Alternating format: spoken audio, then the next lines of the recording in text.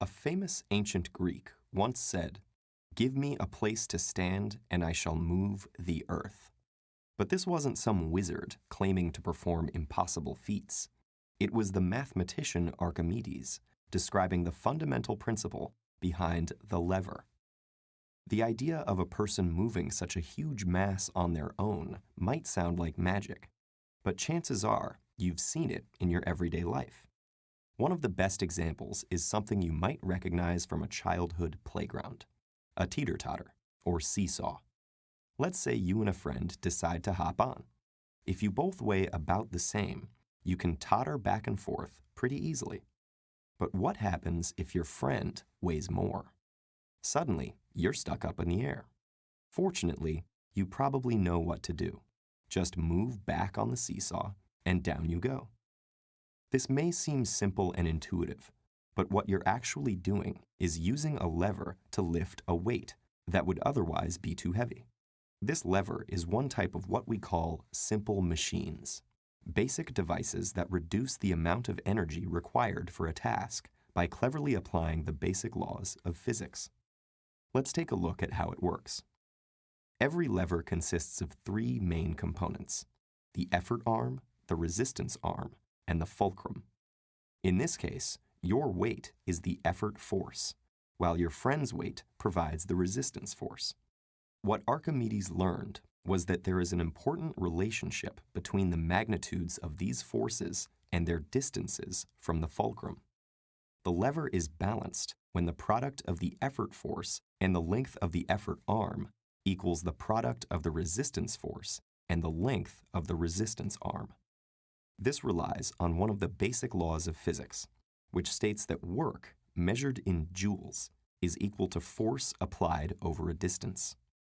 A lever can't reduce the amount of work needed to lift something, but it does give you a trade-off. Increase the distance, and you can apply less force. Rather than trying to lift an object directly, the lever makes the job easier by dispersing its weight across the entire length of the effort and resistance arms. So if your friend weighs twice as much as you, you'd need to sit twice as far from the center as him in order to lift him. By the same token, his little sister, whose weight is only a quarter of yours, could lift you by sitting 4 times as far as you. Seesaws may be fun, but the implications and possible uses of levers get much more impressive than that. With a big enough lever, you can lift some pretty heavy things. A person weighing 150 pounds, or 68 kilograms, could use a lever just 3.7 meters long to balance a smart car, or a 10-meter lever to lift a 2.5-ton stone block, like the ones used to build the pyramids. If you wanted to lift the Eiffel Tower, your lever would have to be a bit longer, about 40.6 kilometers. And what about Archimedes' famous boast? Sure, it's hypothetically possible. The Earth weighs 6 times 10 to the 24th power kilograms, and the Moon, that's about 384,400 kilometers away, would make a great fulcrum. So all you'd need to lift the Earth is a lever with a length of about a quadrillion light years, 1.5 billion times the distance to the Andromeda Galaxy, and, of course, a place to stand so you can use it. So for such a simple machine, the lever is capable of some pretty amazing things.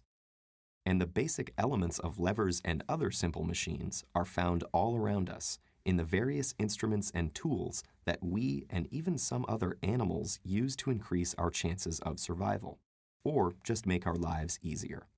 After all, it's the mathematical principles behind these devices that make the world go round.